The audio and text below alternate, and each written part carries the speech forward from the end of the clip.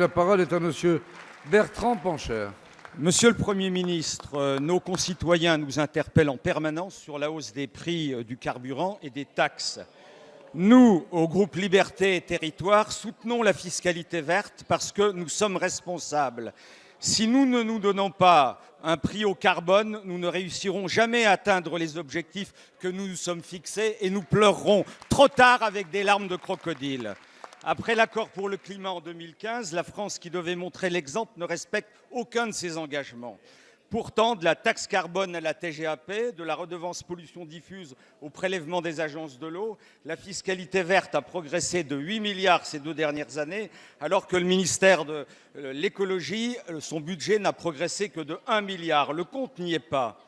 Ces 7 milliards doivent servir à répondre à la crise climatique, en réinjectant massivement cette somme dans les territoires pour des actions vertueuses sur le plan environnemental. Nous pourrions par exemple augmenter les crédits d'impôt afin de rénover 700 000 logements anciens par an et lutter contre les passoires énergétiques, développer les énergies renouvelables, favoriser les énergies du futur, l'économie circulaire, doubler le fonds chaleur, émailler notre territoire d'unités de méthanisation, accélérer les programmes de mobilité urbaine, d'infrastructures propres, doubler le montant des aides pour acquérir des véhicules non polluants et à faible consommation.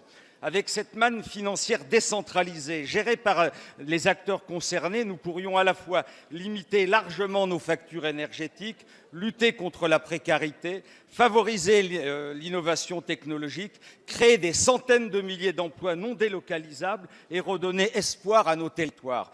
Monsieur le Premier ministre, qu'attendez-vous pour faire donc tout cela et comme gage de votre bonne foi, d'affecter notamment toute cette hausse de fiscalité au compte d'affectation spéciale transition énergétique afin que Bercy ne se serve pas en permanence de cette fiscalité vertueuse pour remplir les poches sans fond de l'État.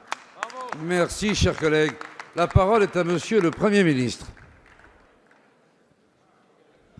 Monsieur le Président, Mesdames et Messieurs les députés, Monsieur le Président Pancher, il y a quelques semaines, quelques mois, l'actualité était marquée par l'émotion suscitée par le cri d'alarme lancé par Nicolas Hulot, qui disait que la situation ne s'améliorait pas s'agissant des transformations climatiques à l'échelle de la planète et que nous devions impérativement et collectivement nous ressaisir. Il y a quelques semaines, et même quelques jours, l'actualité était marquée par l'émotion, la colère, l'angoisse et la préoccupation formulée par un très grand nombre de Français devant les transformations climatiques qui, mois après mois, année après année, marquent notre géographie, marquent notre vie. Ceux qui vivent à Saint-Martin, ceux qui vivent à Saint-Barthélemy, ceux qui vivent aux Antilles ont vu les effets de cette transformation climatique dans des événements d'une intensité jamais observée. Ceux qui vivent dans l'Aude ont vu des événements, là encore, d'une intensité jamais observée. Nous voyons la sécheresse, nous voyons le recul du trait de côte, nous voyons et nous partageons tous ce constat, je crois, que notre monde est en train de se transformer et il est en train de se transformer dans un sens qui n'est pas le sens que nous souhaitons, qui est un sens qui est dangereux pour la nature, pour l'humanité, pour nous-mêmes. Et aujourd'hui, dans l'actualité, il y a aussi le constat que les mesures qui sont prises par le gouvernement, et notamment l'augmentation continue de la fiscalité, et notamment de la fiscalité du carbone et du pétrole, suscitent émotion, colère parfois, inquiétude. Je l'entends, et je l'entends parfaitement.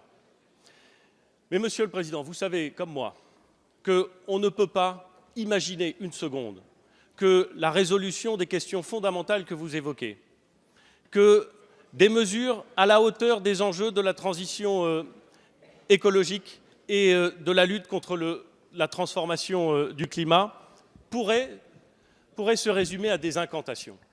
La vérité, Monsieur le Président, c'est que dans son programme présidentiel, comme d'ailleurs, vous le remarquerez, je crois, dans beaucoup des programmes présidentiels, le Président de la République avait indiqué qu'il fallait une trajectoire carbone, avait indiqué qu'il fallait faire en sorte de substituer progressivement la fiscalité qui pèse sur le travail à la fiscalité qui pèse sur la pollution. Il est préférable, compte tenu des enjeux actuels, de faire peser la fiscalité sur le carbone plutôt que sur le travail.